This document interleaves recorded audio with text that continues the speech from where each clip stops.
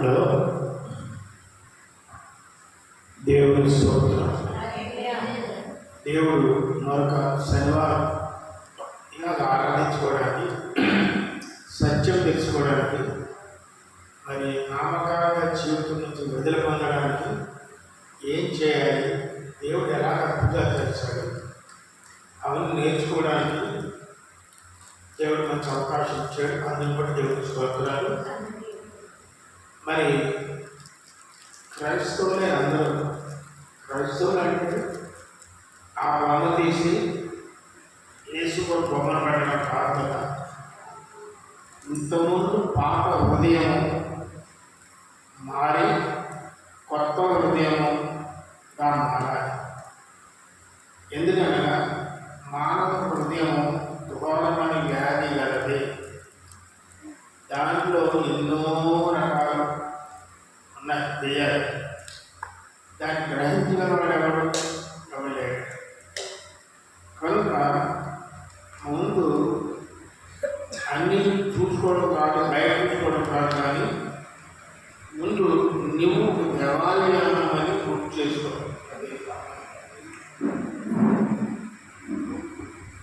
నువ్వు దేవాలయం అని పూర్తి చేసుకో. ఈ దేవాలయం ఎవడైనా ఎప్పుడైనా ఏ విధంగా అయినా వాడు చేసేలా దేవుడే వారిని వాడు చేయడు. ఈ దేవాలయం ఇచ్చాడు, ఇందులో ఆత్మను పెట్టాడు, నరుని ఆత్మను పెట్టాడు. తర్వాత ప్రభుత్వం ఇందులో దేవుని ఆత్మ వచ్చింది. నరుని ఆత్మ దేవుని ఆత్మ కలిసి ఇందులో నివసిస్తాయి. ఈ గుడారంలో ఈ గుడారాన్ని ఎవరైతే కాపాడుకుంటారో తప్పకుండా వారిదే దేవుని రాజ్యం. వారి భూలోకంలో ధనం కలుగుతారు. వారి భూలోకంలో ఏ సాపరిశక్తులు ఆడవు, వ్యతిరేకంగా ఏ చేశక్తులు నీ మీద పని చెయ్యవు. ఇచ్చాక నీలో ఉన్నవాడు లోకంలో ఉన్నవాడు కానీ చాలా గొప్పవాడు. పరిశుద్ధాత్మ దేవుడు లోపల ఉన్నాడు. కాబట్టి ఆయన లోపల ఉండాలంటే ప్రపంచాన్ని సృష్టికర్త అయినటువంటి దేవాది దేవుడు నీలో ఉండాలంటే మరి ఆయన గొప్ప పరిశుద్ధుడు.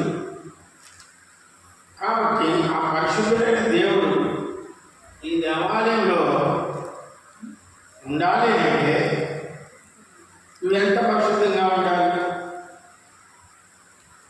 మోడీ గారు నీకు రమ్మంటే వస్తాడు. అంతవరకు జటాల ముందు నీళ్ళు ఇల్లు నువ్వు వచ్చేసరికి నువ్వేం చేస్తావు? ఇల్లు చాలా శుభ్రంగా ఉంటే అక్కడ తీసుకున్న మ్యాగోజులు పెట్టి పెడతావా? మంచం మీద ఉండేది మంచం మీద పెడతావా? ఏం చేస్తావు? అది శుభ్రంగా చేసి రూమ్ అంతా స్ప్రే కొడతావు. సెంట్లు అర్థమైంది కదా? అలాగనే దేవుడు ఇందులో వస్తున్నాడు అనగా నువ్వు అన్నింటినీ కూడా సిద్ధపరచుకొని అన్ని క్లీన్ చేసుకొని ఈ ఆలయంలో ఎవరైతే పరిశుద్ధంగా ఉంచుకుంటాడో లోపం ఒక వెళ్ళకుండా శరీరానుసారంగా జీవించకుండా కూర్చోడమ్మా కలుపు వేయాలి. టైం ప్రకారం వస్తుంటారు, వెళ్ళిపోయి ముందు క్లోజ్ చేసి ముందు వస్తా రావడం మాని వచ్చుకునే ఎందుకు చూడండి. ఇది 7 వారాలు లెక్క మాదే మా చర్చి ఇక్కడ మనది పక్కన ఉంది వెళ్ళిపోవచ్చు అని అనుకోకండి. ఒక నిబంధన ఉందంటే దేవుడు రూల్ పెట్టాడంటే అందరికీ ఒకటే రూల్. ఇప్పుడు ఏం చెప్పారు ఏమా? హృదయము ఇది దేవుని ఆలయం. ఎవరైతే ఆలయాన్ని శుభ్రం చేసుకుంటాడో అప్పుడు పరిశుద్ధ ప్రదేశాల్లోకి దేవుడు వస్తాడు. అందుకే దేవుడు ఉంటాడు, నేను పరిశుద్ధుడు కనుక అని బాగా చెప్తాను. నేను పరిశుద్ధుడు కనుక చెప్పు. అది చెప్పేటప్పుడు నువ్వు దేవుడికి ఇష్టంగా పరిశుద్ధంగా ఉన్నావా లేదా అది ప్రశ్నించుకుంటాను. రోజు నీ ఆలయం పరిశుద్ధంగా ఉందా లేదా? ఎప్పుడైనా కూర్చొని పోగొట్ట నీ ఆలయం గురించి, శరీరం గురించి లోపల ఎన్ని రకాల కూతురు ఉంటాయో ఆవిడంటే నాపడదు, నువ్వంటే నాపడదు. ఈవిడ మీద ఆవిడ మీద ఉండాలి. ఆవిడ ఎలా బతుకుతుంది, అది ఎలా చేస్తుంది, ఒంటరిగా ఉంటాం, జీవితం ఎలా గడుస్తుంది అనుకుంటాను. ఎందుకు వచ్చింది? నీ జీవితం ఎలా ఉందో చూసుకో ముందు.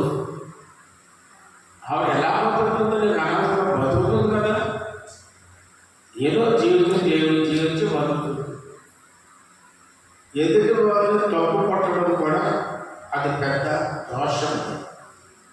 కొండలు చెప్పువారు నరకానికి పోతారు. ఎదుటి వాళ్ళని దూషించేవారు, ఎదుటి వాళ్ళని హాని చేయవారు, ఎదుటి వాళ్ళని హాని చేయవారు, వీళ్ళందరూ క్రైస్తవులు కాదు, దెయ్యం శక్తులతో నింపబడిన వారు. నేను ప్రభు తప్పుకోవాలంటే నాకు దేవుడు ఉన్నాడంటే, పరిశుద్ధాత్మ దేవుడు ఉన్నాడంటే నేను ఎవరితో మాట్లాడకూడదు. మాట్లాడ ముందు నేను సరి చేసుకోవాలి. నేను పరిశుద్ధంగా ఉంది, నీ పరిశుద్ధులు నువ్వు మాట్లాడాలి. అమ్మాయి బాగా తిరుగుతుంది అంటే నీకు ఎందుకు తిరగలేదు, నువ్వు కనిపిస్తే తిరుగుతుంది. అయ్యేది నువ్వు ఎలా ఉన్నావు, నీ క్యారెక్టర్ ఎలా ఉంది. అచ్చు యేసుప్రభువు బైబిల్లో ఆ యొక్క వ్యభిచార స్త్రీని ఏమన్నాడు? మోషే ధర్మశాస్త్ర ప్రకారంగా వ్యభిచార స్త్రీ వ్యభిచారంలో పట్టబడితే ఏమన్నాడు? రాళ్ళతో కొట్టి చంపాలి అన్నాడు. అవునా? ఏం చెప్పమ్మా అనుకుంటావా?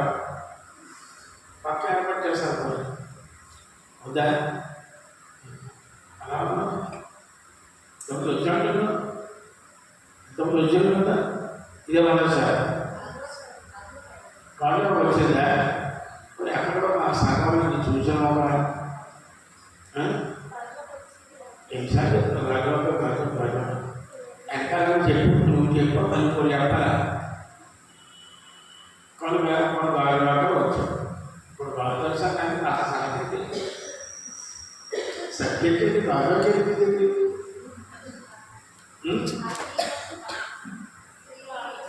ఆ స్త్రీ తప్పు చేసింది. భూలోకంలో ఎవరైనా తప్పు చేయడం ఎవరైనా ఉండాలి? అందరూ పాపులే కదా. పాపులు కదా ప్రభు పరలోకంలో భూలోకానికి వచ్చాడు. సో పాపం చేసావు, పాపం చేసావు, పాపం చేసావు అంటే నువ్వు పాపం చేయలేదా ప్రశ్న వస్తుంది. కనుక అది కాదు. క్రీస్తు నమ్మిన తర్వాత క్రీస్తు ప్రేమతో నిండి ఉండాలి. ఎలా ఉండాలి?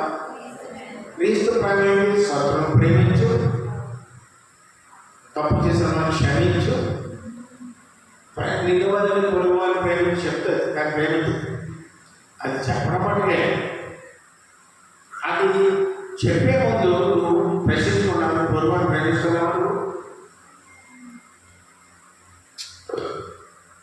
ఒకసారి ఆలోచించుకోండి.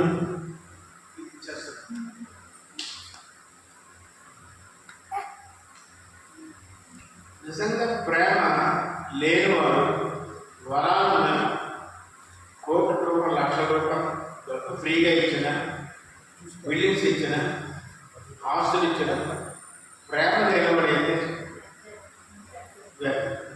బాగా చెప్తుంది. ఇచ్చిందండి నేను అలవాటు అయిపోయింది చెప్పడం. కానీ నిజంగా ప్రేమిస్తున్నామని నేను అందరినీ ప్రేమిస్తున్నాను.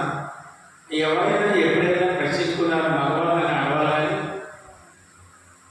అది గుర్తు చేస్తుంది. ప్రేమ ఉంటే ఈ దేవాలయంలో దేవుడు నివాసం చేస్తాడు. దేవుని ఆలయం పట్టులో దేవుడు ఎక్కడున్నాడు? దేవుని ఆలయంలో దేవుడు ఉండాలని దెయ్యాలు అనుకోండి, రకరకాల దెయ్యాలు ఉంటాయి.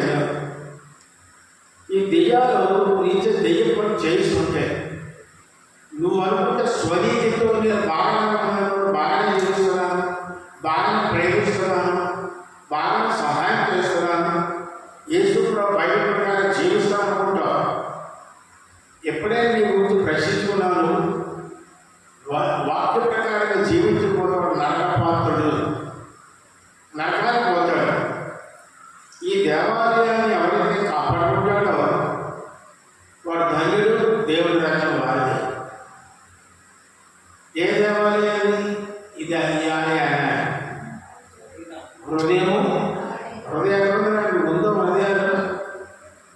ఉందండి. ఎవరది హృదయాలు ఉన్నవారు చెప్పబడండి. హృదయాలు ఉన్నాయి కానీ అందరూ దేవుడు లేని వాళ్ళు చెప్పబడండి.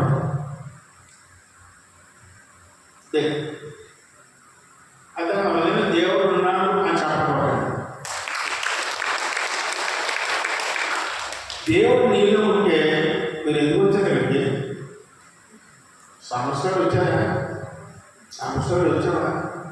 దేవుడికి సంవత్సరం ఉంటే దేవుడికి దెయ్యం ఉంటారు నీలో. నాకు దొరికిపోతారు మీరు ఏ విధంగా వేసినా చక్కగా దొరికిపోతారు. వాళ్ళేసిన మీరే అర్థమవుతుందా? కాబట్టి దేవుడు ఉన్న ఇల్లు శక్తితో నింపబడి ఇల్లు ఎలా ఉంటుంది? అడిగిపెట్టిన వెంటనే శక్తికి వారిస్తారు. అంటే 10 లక్షలు. కాబట్టి వీళ్ళు ఎవరున్నారు? దేవుడు ఉన్నాడు నీలో. దెయ్యముందా? దేవుడికి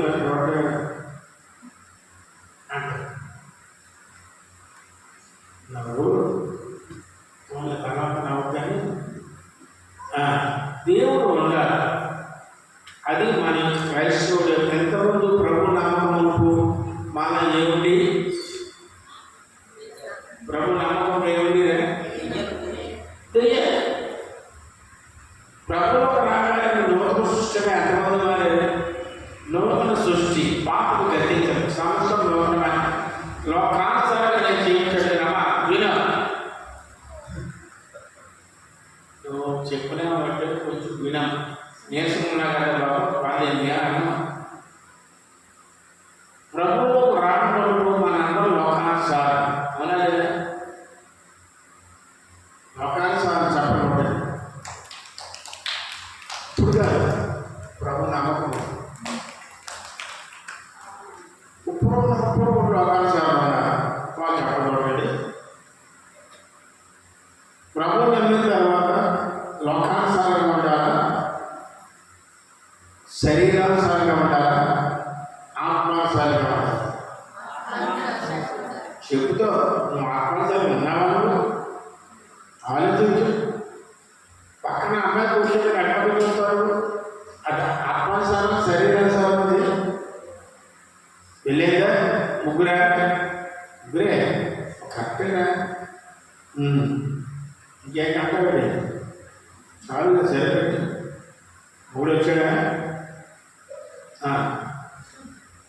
ఇప్పుడు 2 పిల్లలు కన్నారు. ఇంకో పిల్లలు కనాలి. ఆడపిల్ల పుట్టారు. మగ పిల్ల కావాలి అంటే అది ఏమన్నా సరే శరీరానుసార మనసు, ఆత్మానుసార మనసు. మరి శరీరానుసార మనసు గలవాడు దేవుడు ఉంటాడా? నేను అర్థమవుతుందా తల్లి? లోపల లేదు. త్వరలో వెళ్ళడానికి సిద్ధపడుతుంది. నేను చూస్తే చూడతాను. కప్పుడు లేచుకోవచ్చు. జాగ్రత్త మీరు చెవులు పనిచేస్తున్నాయా? వినమ్మా మంచిదని కదా చెప్పకుండా ఆ గురించి ఆడుకోసుకున్నాం. ఫోన్ కొట్టబెట్ట సౌండ్లు చెప్పడం. అయితే మనం పరలోకంలో వెళ్ళాలి అంటే దేవుడికి ఆలయాన్ని ఇచ్చాడు. ఆలయాన్ని ప్రభు నమ్మకం దగ్గర నుంచి నువ్వు పెట్టుకు వెళ్ళే వరకు కూడా నీ ఆలయాన్ని పరిశుద్ధంగా ఉండేటట్టు కాపాడుకోవాలి వద్దా? ఏమా కాపాడుకోవాలంటే ఏం చేయాలి? ఆలయాన్ని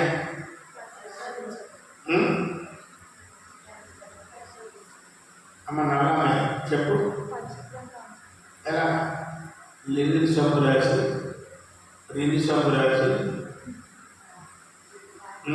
ఏ సబ్బు నా పేరు తెలియదు. సంతూరు మనిషి కావాలి.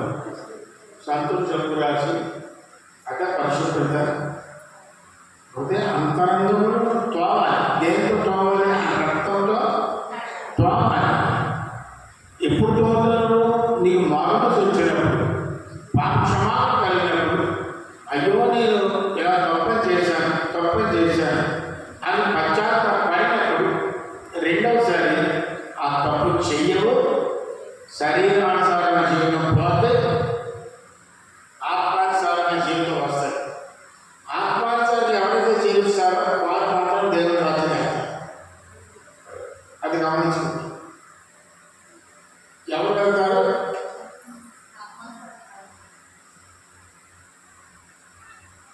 ఇక్కడ ఆత్మహత్యలు ఎంతమంది ఉన్నారు?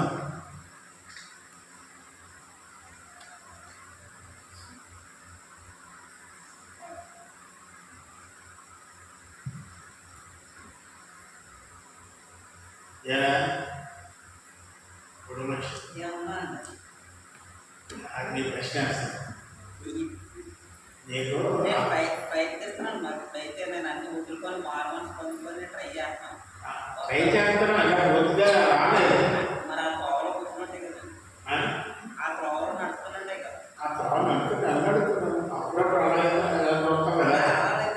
నేను అన్నీ సెట్ చేసుకొని దిగాను. సెట్ చేసి దిగేవాడు అంటే అన్ని వదులుకొని సెట్ చేసుకున్నాడు కదా. కాదండి, అన్ని మార్పులు పొందుకొని మొత్తాన్ని ఇచ్చేసుకొని దిగాను.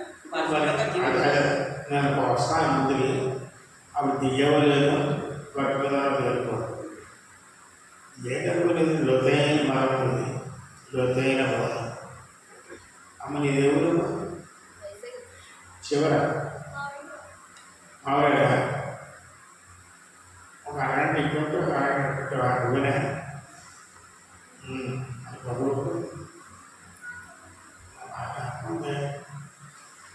అంతే వయసు వచ్చింది. అది ఆవశ్యకత మారుతుంది. అయితే జాగ్రత్త వినండి.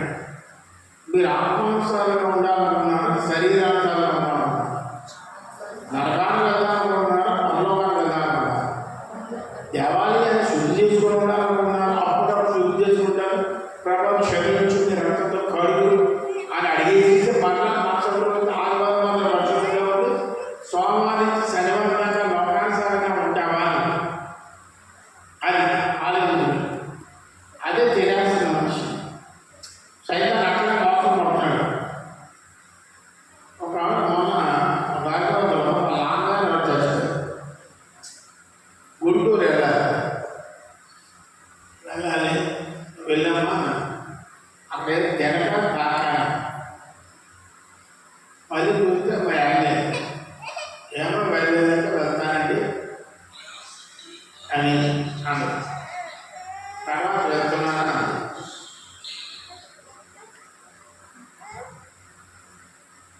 వెళ్తున్నాను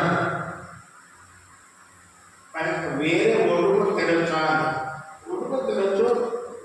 వారు ఇంట్లో అవి కార్యం అయ్యే వరకు నేను తినకూడదు కాదు.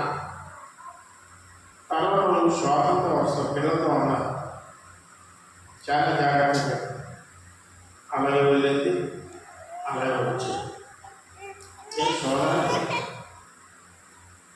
కొంతమంది వెళ్తారు, అమ్మ అవ్వచ్చు, నాన్న అవ్వచ్చు, చెల్లి అవ్వచ్చు, ఎవరు అవ్వచ్చు. నీకు దేవుడు ముఖ్యమా, వారు ముఖ్యమా?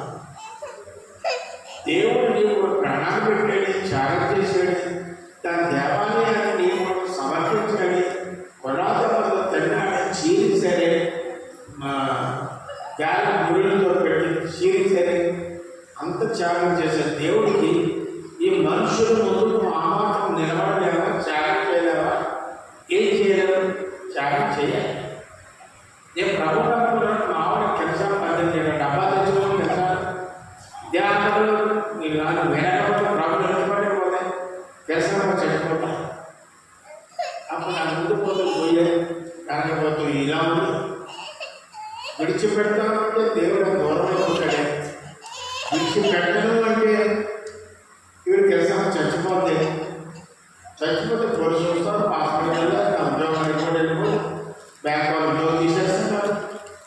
ఎన్ని కాన్షియన్స్. అప్పుడు ప్రభుత్వం వల్ల నేనే కావాలి ఇంతం చెప్పాను. ఎవరమ్మది ఇది ఏదుగా ఎవరితో వచ్చాను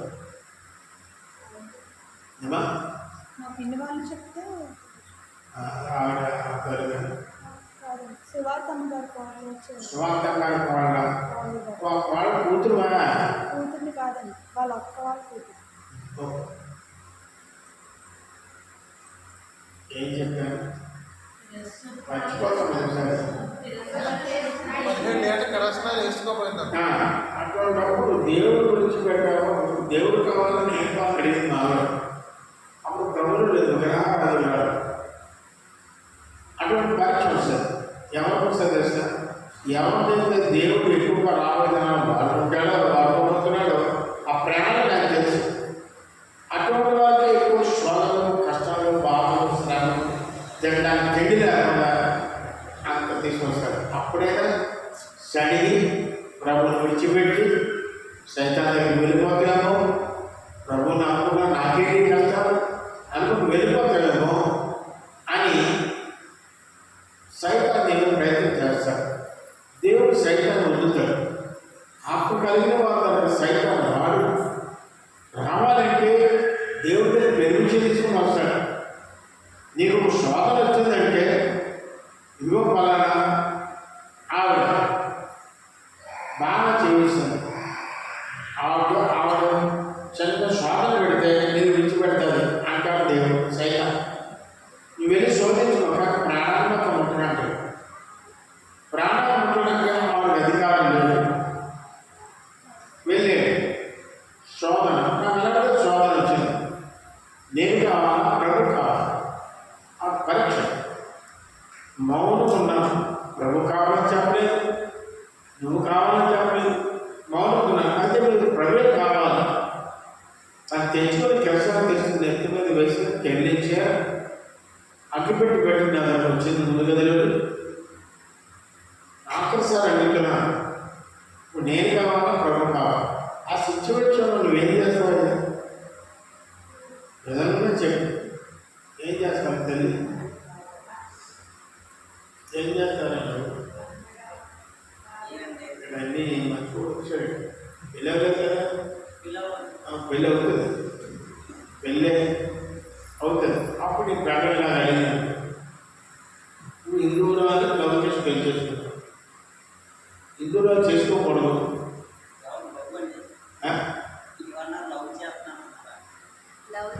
సరిగ్గా వెళ్ళలేదు మాస్టర్ గారు. రెండో నువ్వు ఎవరన్నా లవ్ చేసి పెళ్లి చేసుకున్నావు అనుకో, నువ్వు కాదు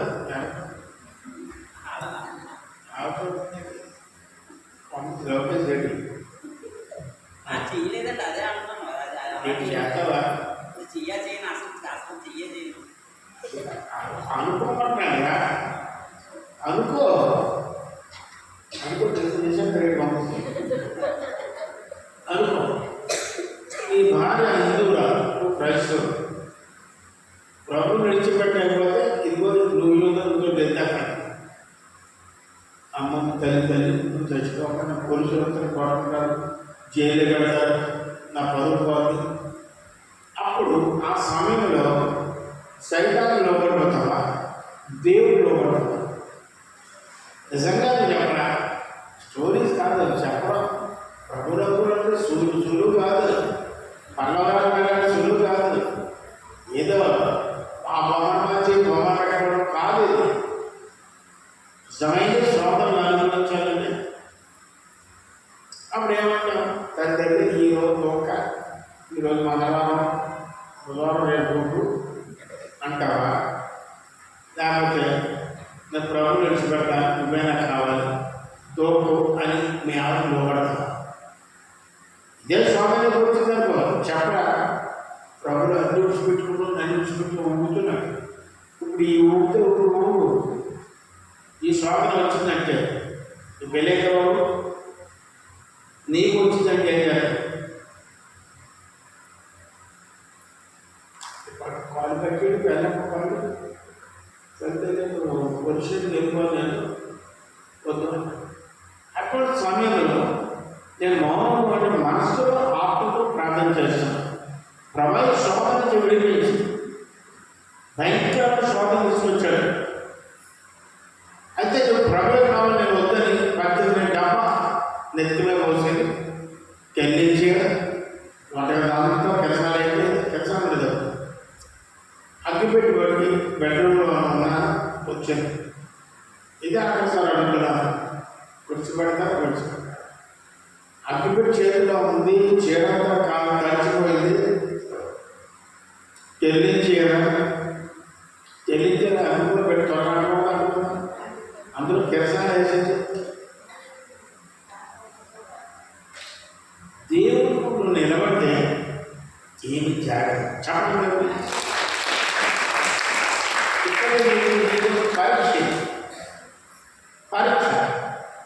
పరీక్షలన్నీ నెగితేనే కదా ఇంటర్మీడియట్ వెళ్ళింది. నర్సరీ పాస్ అవ్వాలి, ఎల్కేజీ పాస్ అవ్వాలి, యూకేజీ పాస్ అవ్వాలి, టెన్త్ ఎలా అయిపోవాలి. ఆవిడ ఇంటర్మీడియట్ అయితే కదా పోనీ ఇప్పుడు ఏదో క్లాస్ పాస్ అయితే నెక్స్ట్ క్లాస్కి వెళ్ళింది. ఈ పరీక్ష నెగితేనే కదా నెక్స్ట్ లోతుల్లోకి వెళ్ళింది. నేను మాట్లాడాను అదే ప్రభుత్వం కావాలని కృష్ణ అబద్ధం వేసుకుని ఇల్లంతా కిరసనాలే ఎన్నించి నదిలో స్త్రీ ములిగి వస్తే అలా కావాలి. అప్పుడు అగ్గిపెట్టి పట్టుకుంటుంది. ఆఖరిసారి అండి మరోసారి అడుగుతున్నాను అంత నా రక్తం మరిగిపోతుంది. ఎలా ఉంటుంది పరిస్థితి?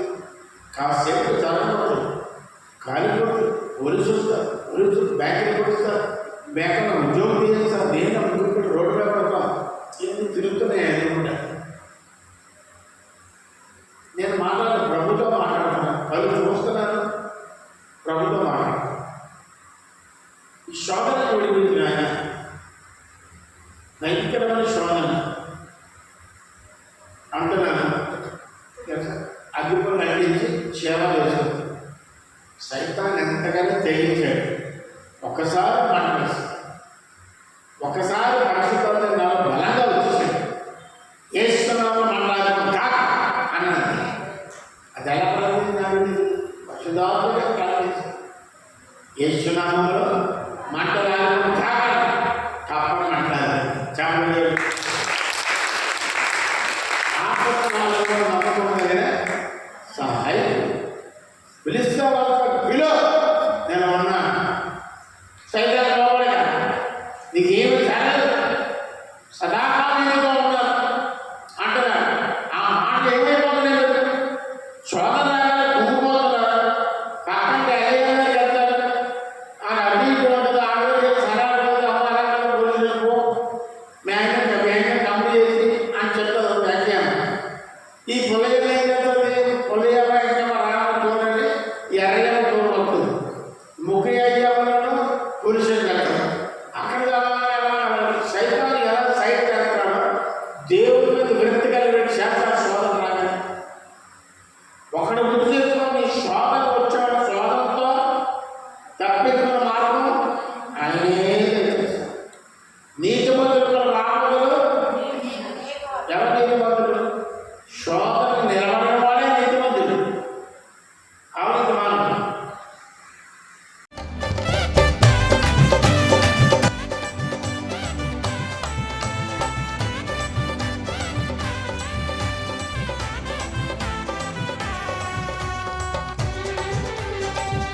దేవాని గొప్ప కార్యములన్ మరింతలచి స్తుతించెదం, నీ ఆశ్చర్య క్రియలను పాడి కీర్తించెదం.